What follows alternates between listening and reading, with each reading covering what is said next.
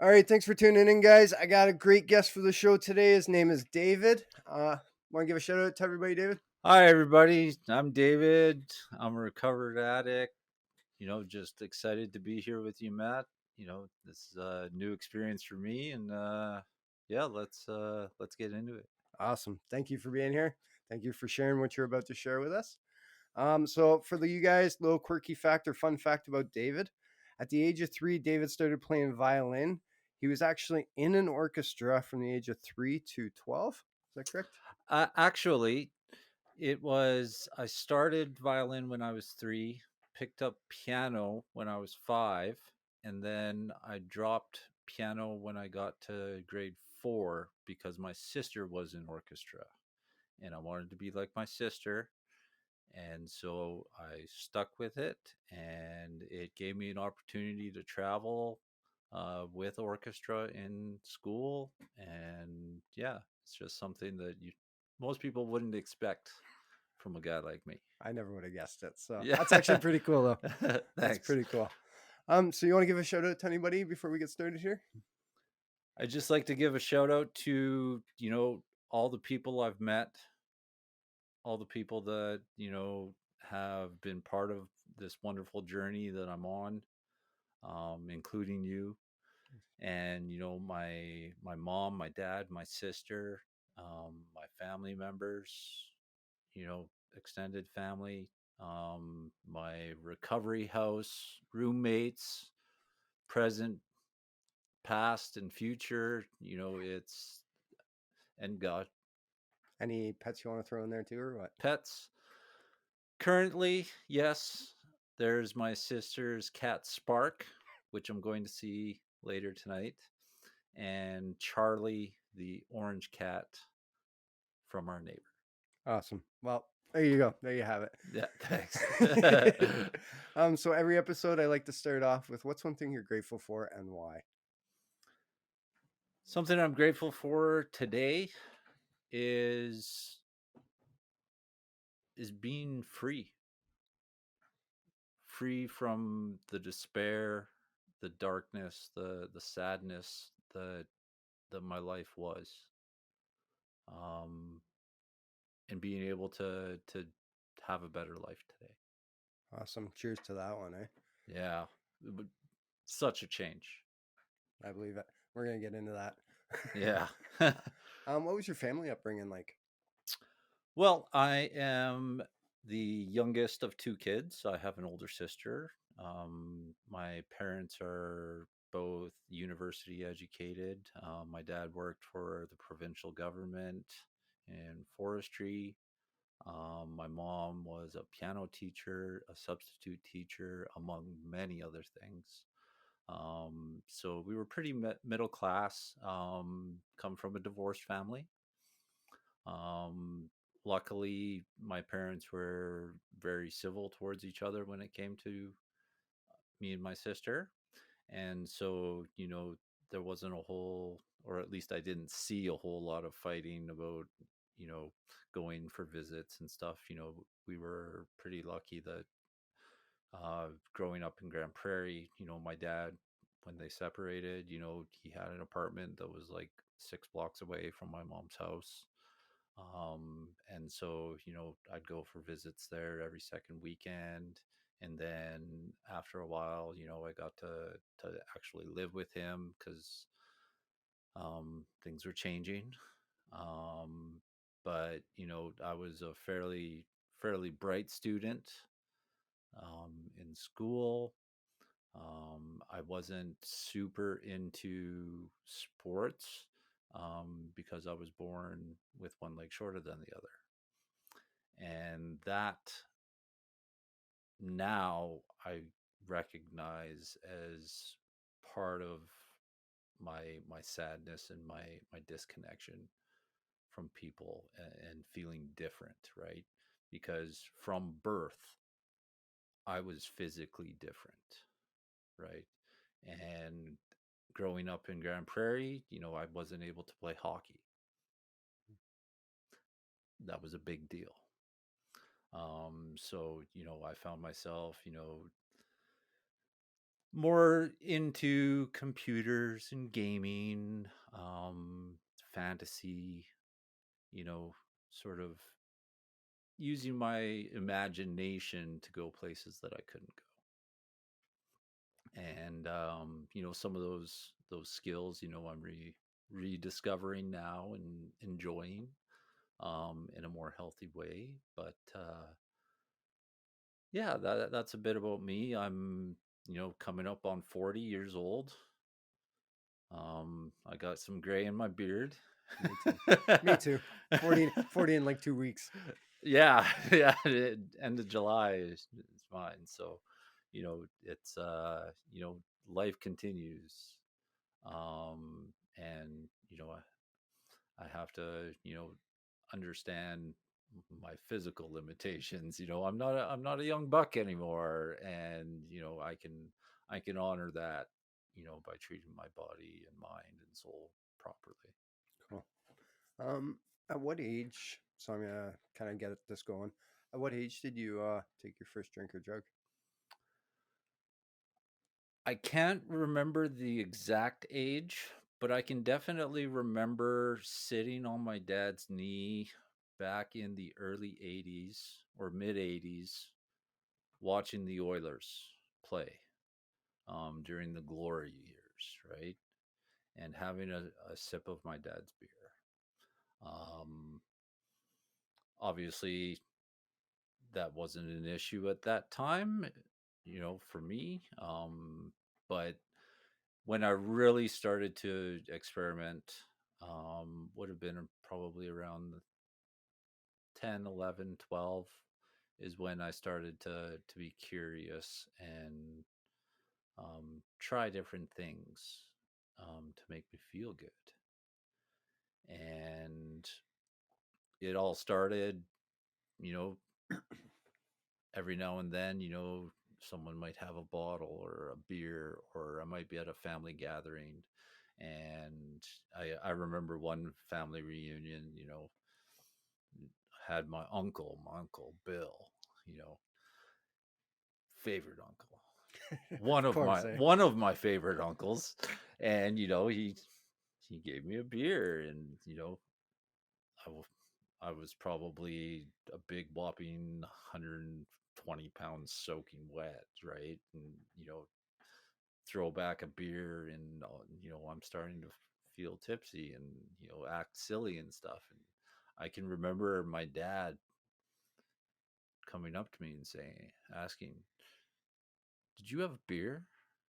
I was like, "Yeah."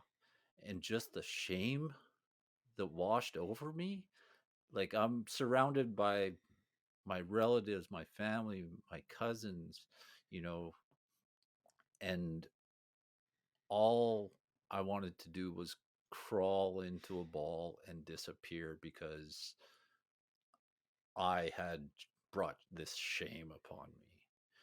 And I remember crawling into my dad's SUV and just covering myself with my jacket. And I didn't want to be around anyone.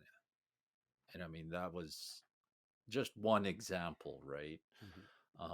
That I can see now. Well, what I do know is that didn't keep you sober. Otherwise, you wouldn't be sitting here today. No, no, definitely not. You know, What was the progression of it like then? Like from there, when did you start finding that, wanting to do it or not really caring and continuing? well, that probably would have been more around, grade 9, you know.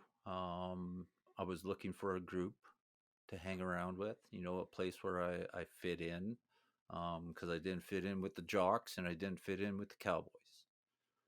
And really, the only other subgroup that I knew about was the skater stoners. And so, part of that was smoking weed and and getting alcohol and getting buzzed. And you know I found that once I had substance in me, then I could feel at peace. I could let loose. I could enjoy the time. And, that continued all the way, from probably early grade 9. And it was first, every couple months, we'd have a real rockin' party. And then, it was every month someone was having a birthday, um, or a big event. And then as I got a little bit older, I had some older friends, and that just made it easier to acquire, right? And so I liked the feelings, and I wanted to feel that way all the time, because out without drugs and alcohol, I was a nervous ball. I was concerned about everything. I was full of fear.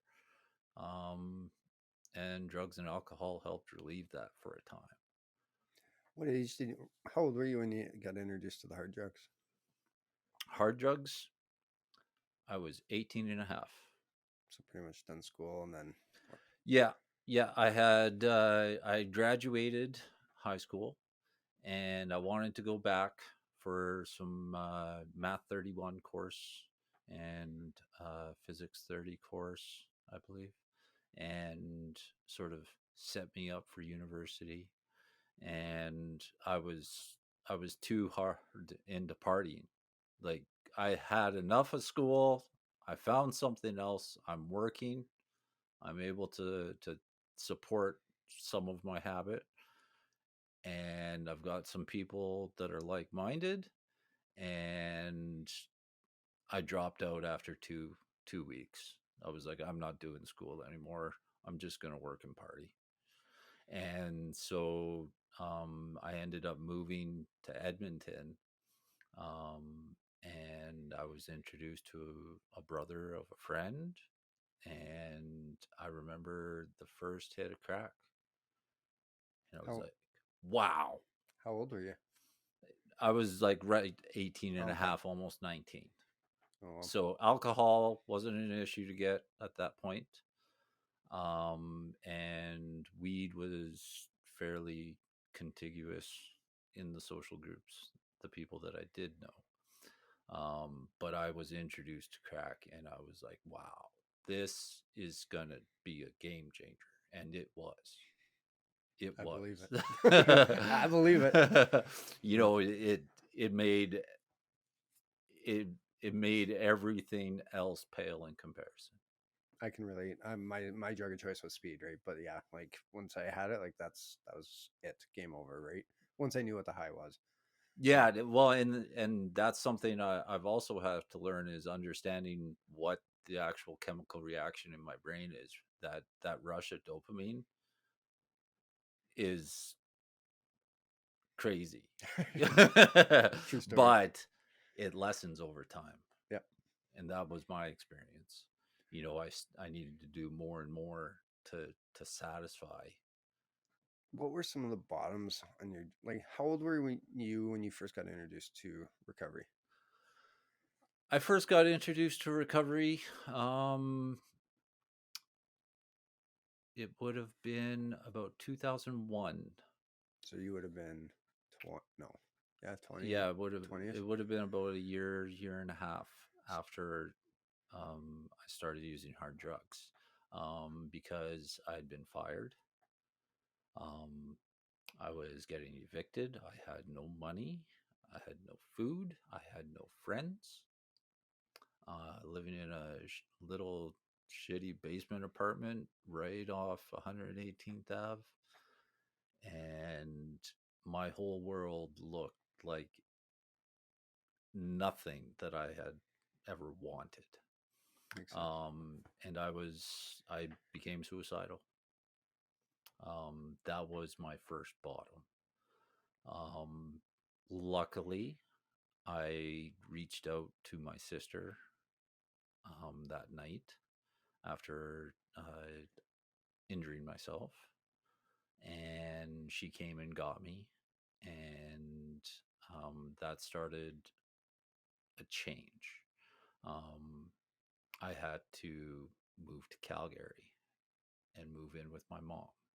And part of the agreement was I had to go to ADAC in Calgary, the alcohol information sessions and some workshops and stuff. And that was just part of the deal.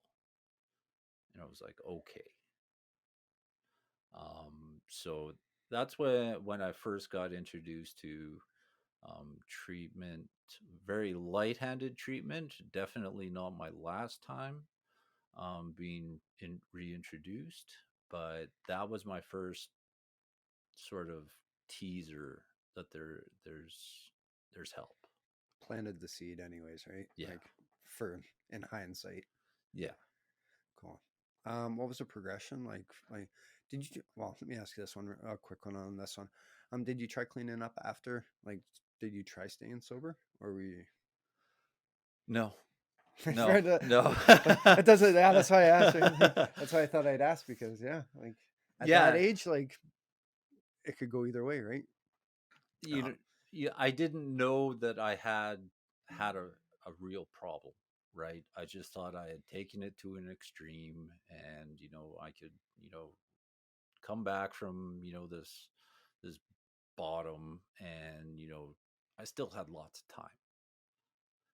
There was still opportunity out there, and um, you know, once again, I got some work through a temp agency, and then I started. And I remember coming home. I was probably 2 months, 3 months clean. It was summer, coming home from a just temp labor job, and remembering thinking, oh, I could sure go for a beer. I'm not allowed to drink where my mom's house was, but I pass a little pub. And I remember going into that pub and fully intending on having a good time. And it wasn't 40 minutes. I was across the parking lot in some shitty shack because I had found crack Fuck. again. Right. And that's just the insidious nature of my disease. Is it wants me to think that it's not a problem, or maybe just one, and when I'm looking for it, I'll find it. Right. Yep, totally get it. Um, what's your clean date today? My clean date is January 13th, 2016. Oh, so yeah, what, 5.5, 6? Yeah, Just over 6. sorry, my math is off. A Yeah. little over 6 years. I have an app. Congratulations. I have an app to tell me how long I've been clean. But thank Congratulations. you. Awesome. So we're talking from 2001 then, where you first got clean to 6 years ago. What were some bottoms that you hit along that line? And did you ever try cleaning up in that period? I mean, it got to a point where I knew that I had a problem because I would tell myself, you know, I'm a crackhead. Don't mess with me. Right? That's how I would psych myself up to go grocery shopping. Like, I'm just going to put off this aura that I'm this mean, low life and no one's going to bug me. And that was sick. Like, bad sick. It was kind of like a defense. I can understand like the rationale behind it. Like I can wrap my head around understanding it at that time. But Yeah, yeah, but that's how I lived my life for years and years and years, because I never wanted to stop.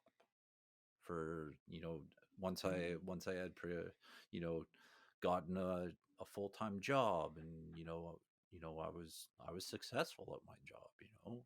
I'm very detail oriented, and that those skills helped me in my professional career.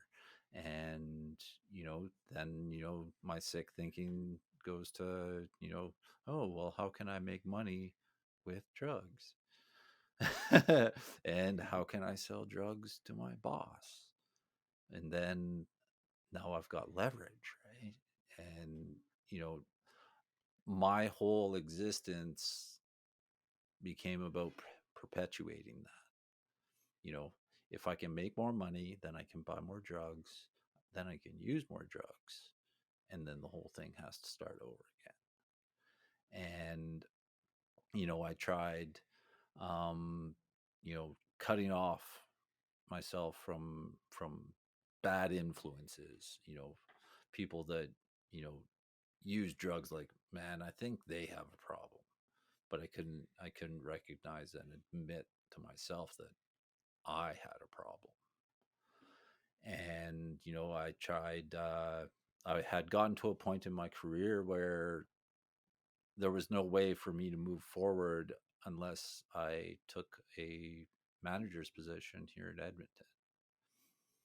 And so, I saw it as this great, geological or geographical change. I'm going to move 3.5 hours away, where I first, used crack, and, things are going to be different.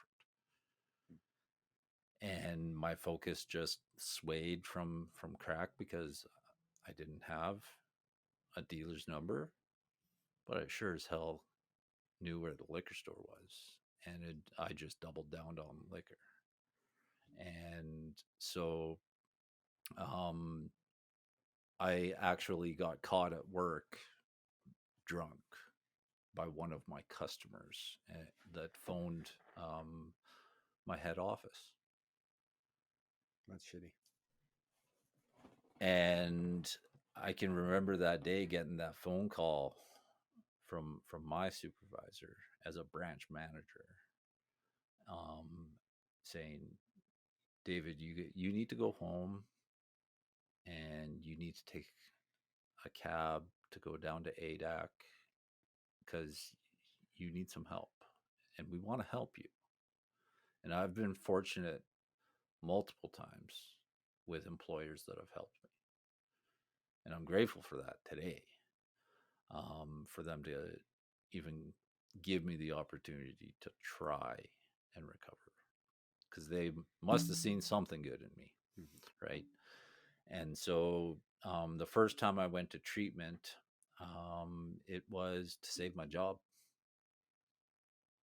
And, that's where I was introduced to 12 step fellowships. And, I learned some things. I learned some things I could do, like showing up on time, um, you know, being prepared to take in whatever information they were going to present and try and, apply that to myself. Um, or just making, a list of things that I had done good that day. When you, sorry, I don't mean to cut you off here. When you got cabbed down to detox there this time, did you go to any post recovery, I guess, or any treatment facility after, or just the detox? That This time was my first go at treatment, and from there, it was a process of getting going through intake and applying for treatment, and it was basically cold turkey for 4 weeks Okay. before, my treatment started. Um, I didn't stay sober during that time. Um, the suggestion was to show up to treatment, um, with 5 days clean. And I did succeed in that because I was worried. I was worried about my job. I, I like the same requirement for the one I went to, and I accidentally smoked a joint like a couple days before, and I was so paranoid and worried, and I had to confess as soon as I got there. I'm like, I did this, but it was by accident. Like, blah blah blah. Yeah. Yeah. Yeah. And I mean, going through that exercise was pretty hard. It was difficult. Was literally white knuckling it. And, I stayed there for 19 days. I completed the treatment. Um, but I wasn't there to save my life, right? Um, I was there to save my job. And so, when I got out, I went straight back to work. And I remember I made it 37 days. And the thought popped into my head, oh, you're doing pretty good. You know what would really be nice today? A beer. And that started a 3.5 year relapse. It was about about a week after I had that first beer that I had found crack again. Mhm. And I picked up right off where I left off. Seeing shadow people, hearing voices, the paranoia, the sweats, um, picked right up. Um, so yeah, it came fast, hard and fast, um, back into my life and took over everything. And then I went through the same type of bottom I did in Edmonton. Um, I walked away from the job because I knew I was going to screw up, and I basically said, "Fuck it, I don't deserve this job anymore. Um, peace out." Kind of predetermined your fate. Yeah, I set the wheels in motion, to walk away from it, and but that gave me a purpose that I have to find another job to pay my rent.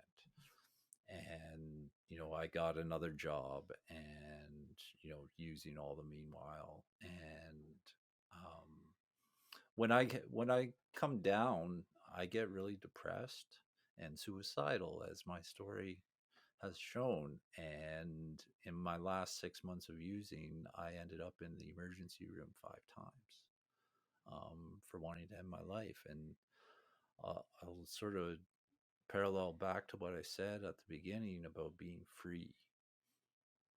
And I can remember thinking of jumping off of my balcony and 12th story to end my life, and thinking about those 2 seconds of freedom, knowing that it was going to be over. And today I have a freedom unlike that. I have a freedom to go where I want. I have a freedom to feel what I feel, to tell the truth, to have friends. It's such a paradigm shift. What I used to think of freedom was not the freedom I was looking for. Well, thankfully you didn't pull the trigger, so to speak, right? Yeah, Yeah. well, and thankfully, the police were there to stop me from jumping. Mhm. Literally. Somebody cared, if they called, right? Somebody cared that, you know. Yeah. Um, what was your first year in recovery like? I found my first year, um actually really straightforward and simple, because it was literally, what do I have to do today? Mhm. It was very one step in front of the next. It was go to meetings. Did I go to a meeting today? Yes. Did I eat? Did I brush my teeth? Simple things, but it was building a routine. And I found, as I continued, one day at a time, a little cheesy saying, one day at a time, um, things got better. I started to go to the dentist and relieve some of the physical pain and damage I had done to my teeth. Um, and I was showing up at work, and I was making my debt payments because I had amounted some pretty big credit debt that had always been looming over my head. Um, and things got better. Um, but things also changed. my my outlook on life, how I reacted or responded to situations changed. And I was about 2.5 years clean when I was let go from my job. And I didn't know how to handle that. But I knew what I did was I was at the bus stop. I messaged people in recovery. I was like, well, I've just been let go from my job. And then I went home to the sober living house that I live in, but still to this day. And I told my roommate, I got let go from my job. I need to go to a new meeting. He's like, sounds like a good thing to do. Sure does. And then, I went to that noon meeting, and lo and behold, I found out that someone else had also lost their job very recently, and they were confused on what next to do. And that made it feel not so bad, right? I could relate to what they were saying, they could relate to what I was saying, and all the questions, the question marks, what now? What now? What do I do? And that gave me an opportunity to go to college. One door opens or one door closes, another one opens, right? Yeah, and I was finally ready to go back to school, right? Um, it was something that had always, resided in the back of my head. My parents, both advocated for, college and university, and I was finally going to do it. What'd you go back to school for? Logistics and supply chain management. Sounds like a piece of cake. No, it's Oh just good. yeah, yeah, and but that's the type of work I had gotten into, and that's the type of work that I had excelled in, and I had experience in, and I was able to come into that classroom and participate and bring my experience to people who may not have had the experience that I had. 17 years of experience of the real world. Sorry about that. Okay. My phone sometimes, yeah, there it goes. Sometimes my phone likes to listen in on me. I'm okay with They that all today. listen. Yes. They all listen. But yeah, and I graduated top marks um in December 2019, and my professor, he said, David, you have been an amazing student and an absolute pleasure to have in my classroom. And I was like, thank you. Well, thank you for, making it interesting for me. I got a question for you. How hard was it to, how long did it take before you could accept compliments, I guess? Or do you still get uncomfortable with compliments? Oh, you know that I have a problem accepting compliments. I think a lot of people do, right? And that's why, I like to ask her, what do you do when you get it? Or what do you have to tell yourself after you get it? I usually have to have about 50 people give me the same compliment, and then I start to actually accept it. Um, you know, I've I've had occasion, to be in front of a large group of people, and I always, detail oriented. Oh my God, if I say one thing wrong, it's gonna ruin everything. And I don't have that power to ruin everything. um but it's something I still work on today, is accepting compliments, and you know accepting myself, um and realizing that I am contributing. I'm doing the best I can, and other people are appreciating it. So it's still something that I work on today, but it's becoming easier. Makes sense. What are some goals you're working on today? Goals, Yeah. I'm working on. Well, paying back student debt. student loans. Um, I was fortunate enough to, have some student loan money left over um, at the beginning of COVID, and make it through okay. Um, got about 2 years left on that to pay back about 20 grand. Perfectly fine with that. Other goals, I'd like to continue helping others. That's where I get a lot of purpose in my life now, is continuing to help others, continuing to spread the message, um, that there is a better life available. Travel, uh, you know, I've been able to travel a little bit into the States. Back when I was in orchestra, got to actually travel in Europe a little bit. I'd love to go back over there in due time. I would like to explore having a relationship, a healthy relationship with a woman. Hasn't happened yet, but Should maybe shoot you a little shout out there. If you're healthy and single. hi, I'm David. Awkward. But it's fun, you know? When was the last time you had a good laugh?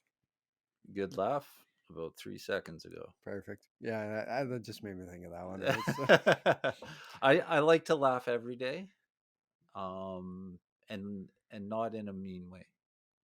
Just a genuine happy laugh. Um, Seeing someone get kicked in the balls is still funny. Um, I'm not adverse or against fart jokes. A good fart joke is always well timed, right? It needs to be well timed. fair enough. What are you passionate about today? I'm passionate about recovery, um, but I'm also quite passionate about technology and where it's taking us and what the future holds in regards to technology. I've gotten into VR, and experiencing some of that and seeing some of the stuff coming down the pipeline that's just coming to market now is incredible. Also, crypto is something that I've gotten passionate about and have started learning and stuff. That's that's sort of my two main things that I'm passionate about now, and I can tell when I'm passionate about it, because when I start talking about it, You get like the energy excited. changes, right? And if someone else is kind of interested about it and they're willing to listen to me about it, I'll talk. Yeah, I feel the same way. Like I do the same thing. Like when it comes to recovery and when it comes to heavy metal music, those are the two things that I get excited about because you get to connect with somebody, right? Like, Yeah. and cryptocurrency, yeah, like it's a large group, but a small group, So when you can find someone that understands the lingos and NFTs and Well, and once again, it's the underlying technology. It's blockchain, and understanding how I can actually control my own data, because we live in a digital era, right? mm, This program wouldn't be able to be done yeah, without technology in a digital age, right? And so learning how that can actually positively affect everybody's lives today, with privacy concerns and stuff like that. So hmm. I got one here. Any life mottos or little slogans? just fucking do it. Just fucking do Yeah. Yeah, it. that's one that I have to tell myself. I also, I use the Serenity Prayer very, very frequently. Um, but yeah, I find myself, I can get stuck in worry in my head about doing something, and I have to tell myself, just fucking do it. Get started. Yeah, that's what that's half the battle, right? Yeah, because that's what the program of recovery has taught me is, I can have the greatest idea, but if I don't take the action, start moving, it's gonna go nowhere. well, that's like we were talking before the show about what's it called? Like me having to get in front of that camera, like on Instagram and fucking Facebook and do stories and friggin' post, like be in front of the camera. It's not what I wanted, but I just had to fucking do it. Yeah, I had to do it in order to bring attention to this podcast, and yeah. and Matt, I want to say a wonderful, wonderful idea and program that you've put together here, for a positive, right? Um, you're adding something to the community, right? So, you know, thank you. Oh, I can't do it without you guys. Like, it's not about me. Like, thank you. Like I'm forever grateful and have gratitude for people like yourself that volunteer to come here, and share your story because again, I'm just one person, I only have one story, but with everybody that comes and shares their story with me, I get to share everybody's story. And that's what's beautiful to me, Yeah, you know? you get to facilitate Yeah. the sharing of our collective experiences, and talking to every single one of you out there that think you might have a problem. I i thought I had a problem, and I found a solution. And you know I hope you can relate to something that someone says on one of these episodes that gets you to take that first scary step. Here's what I know: people who don't have a problem don't question they have a problem. If you're questioning you got a problem, chances are you probably have a problem, right? Like normal people who don't think they or don't have never question that, right? So Yeah. that's just some food for thought, right? Here's a question for you. Fill in the blank. I am responsible for. I am responsible for my actions. Yeah, no, I just like to throw that one out there. What else do I want to ask you? This one I've been asking a lot, and this one I really like this. Do you have any role models in your life today, or people you look up to? People I look up to. Role models or mentors? I mean, my dad, my mom, my sister, all were role models. People I've met in the room, in the 12-step rooms, um, that acted not rudely to me, and they seem to have a quality of life that I desire. And so, I mimicked what they did. And, I'm starting to get some of what I saw in their lives, right? It's not the same, but I'm starting to get some of what I desired. That's awesome. It takes time too. It takes a long time. Yeah. It doesn't happen Yeah, overnight, right? I didn't, get to the pits of despair in a week or in a month or a year. Um, it took me, you know, the better part of 2 decades to get down to the bottom, my bottom. And so, what, 6 years? Yeah, I'm starting to get something. It takes a while. Yeah, But I'm also excited for whatever's yet to come. that's awesome. Yeah, it's nice to have that. I don't want to say hope, right? But yeah, like just excitement or curiosity, I guess, right? Not despair or dread. Yeah. Curiosity. Couple more questions for you. Um, what's your thoughts about feelings? I haven't asked that one for a while. What do I think about feelings? Yeah. What are your feelings about feelings? Oh no. I have feelings. Um, How do you deal with your feelings? as a man, I can be vulnerable.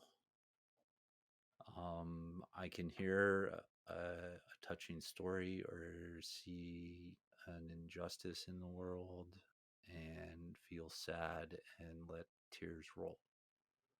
Um, but I can also be joyous and happy and full of life, and I can also get livid and heated, and you know really pig-headed. I try not to go there, you know and treating people with respect, and not intentionally or unintentionally hurting people, because I don't like that. you know um Goes back to the old saying, an eye for an eye. If you're going to hurt me, well, I'm going to hurt you.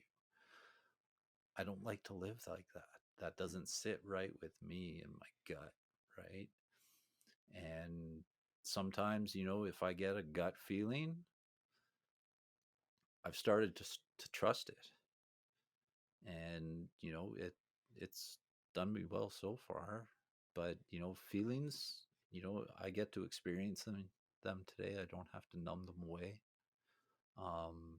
And you know it's kind of beautiful. My feelings can't kill me. That was one of my life mottos. I got one more question here for you. Do you have a bucket list? Not a formal one. um I mean, a few um things that I would like to do eventually. I'd love to go to Brazil. um That's where I want to go. I mean, not only for the big booties and the amazing costumes for in Rio and that, but also seeing the Amazon forest and just the depth and breadth and variety of life that resides there. Um, there's just something about that draws me to it. I'd love to, maybe go to Egypt, maybe China, sort of exploring, ancient civilizations, because they're out Sure are. there. They sure are. Unexplainable things, right? Yeah, and I because I like to keep an open mind. Um, I don't know everything, and you know, I I don't know what's going to happen next. I don't know, you know, if little aliens show up tomorrow, I'd be excited, you know, but I don't know when that's going to happen. Fair enough. All right. So I think that's pretty much our time at this point. What's something you'd like to do you want to take us home? Share something with the listeners that we might not have touched on, or just something that you would like to leave with them? Sure. Um,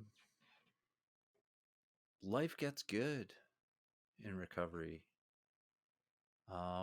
It doesn't get easy, but if you're willing to just fucking do it and get the ball rolling, take that step forward, you're going to make progress. And my story, my life today is not perfect, but it's a hell of a lot better than it used to be. And it, I'm excited when I see someone else get to come on this journey too. And, it's just a blessing to be able to use my voice for positivity. So thank you for inviting me here. Thanks for coming. You're Thanks for being welcome. here. Thanks for sharing your story. We appreciate it. I appreciate it. And like I said, couldn't do it without you or anybody else that's been on the show to help, right? So can't do it alone. I can't do it alone. Is what I'm trying to say. I can't do it Yeah. alone. So, awesome. Well, thank you, David. Thank you for sharing your time with us. Thank you for sharing your truth with us. And for the rest of you guys listening, I just want to say the same thing I do every episode. At the end of every episode is make lots of memories, take lots of pics, and show the world your smile. Thanks.